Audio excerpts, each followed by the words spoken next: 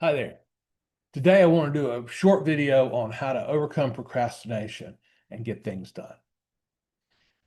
When we think about procrastination, we want to be very careful and think procrastination versus rational postponement. These two things are often confused.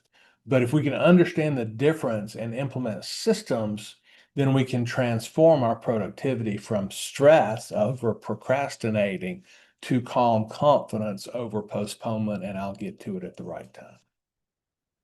As you probably know, I coach on this kind of thing. I can recommend some other resources to help you other than just one-to-one coaching. If that sounds like something you'd like to do, hear more about, or whatever, reach out to me on LinkedIn or Larry at dobusyright.com. So we got to understand what procrastination is. And procrastination is an unintentional delay. It is not a moral failing or a lack of discipline, despite what you may have heard. It's unintentional postponement of a task that you believe you should be doing. You're just not.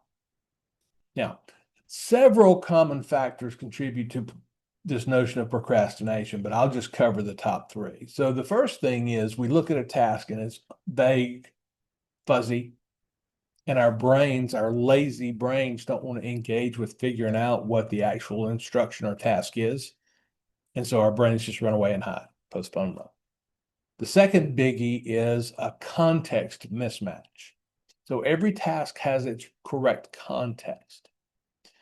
And if that context is not present when we try to do the task, it's going to feel like, oh, it's hard.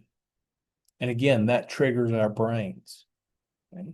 But the context either is or is not present, and you can build the correct context, but it now might not be the right time to do that.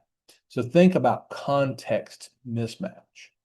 And to some degree, a context mismatch can include your energy level. But that's a whole big topic that other people are better at than I am. But just think about that context. Am I trying to do the task in the wrong context? And that's causing what I feel to be procrastination. The third one is when we expect that the task is going to be hard, or we go, well, I hate doing this. It's going to lead to procrastination because, again, our brains are not going to want to engage. We'll want to just avoid thinking about that. I mean, I'm not going to put something on my task list that's actually physically harmful to me. And so I need to quit worrying about whether or not I like it, whether or not I enjoy the task, and just do what's in front of me.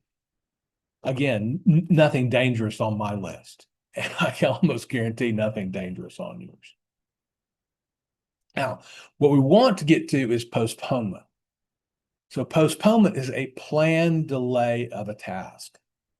And that means that we're just recognizing that we can't do everything at once and something needs to be put off until later. Okay.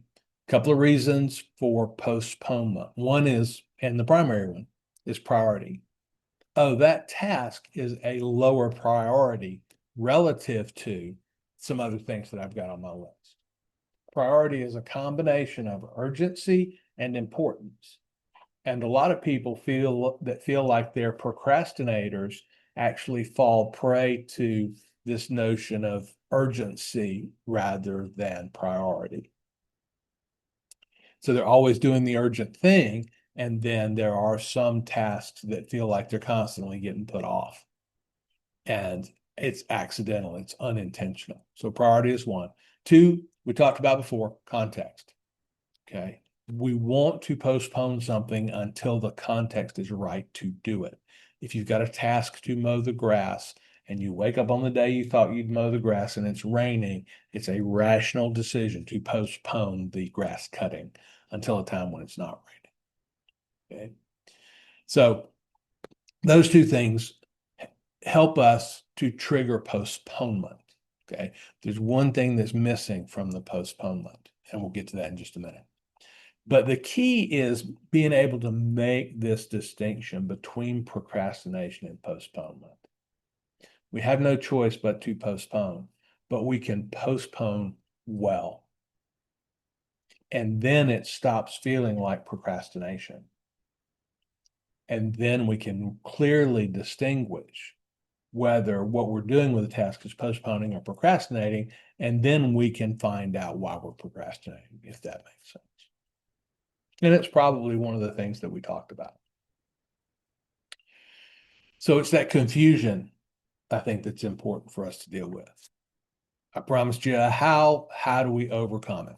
Well, the first is to address the root causes, the three things that we talked about, and make sure that we're dealing with those effectively. And to recognize that there is such a thing as postponement. Now, most people postpone poorly in such a way that it's not clearly distinguishable from procrastination. So we need to implement a system for postponement. And I'm just going to cut to the chase on this one. The easiest, simplest, cheapest thing to do is to implement a tickler file. Now, this is it can be done in a physical system or it can be done on a computer desktop in the file system. They're both kludgy for different reasons. But this way you have a system to help you track your postponements. If you're using your calendar to track postponements, that's probably part of your struggle. So build out a system. The tickler file is part of the information in the reference that I'm going to give you, how to build it. But you can look it up, tickler, not hard to find. Now, for a fully integrated solution, of course, you'll want to implement Attention Compass. So Attention Compass is my proprietary system that's designed to build in effective postponement along with the rest of your personal information management, your task and attention management. And we can talk about that if you'd like to reach out. So the reference for a more detailed discussion of all this, I want you to go to the Do Busy Right podcast and look up episode 20. You can find the podcast at dobusyright.com or on your podcast service, whatever it is you use. So I'll leave it there for now. But see about implementing a tickler file, and that'll be a good step to move you in the direction of Do Busy Right. Bye now.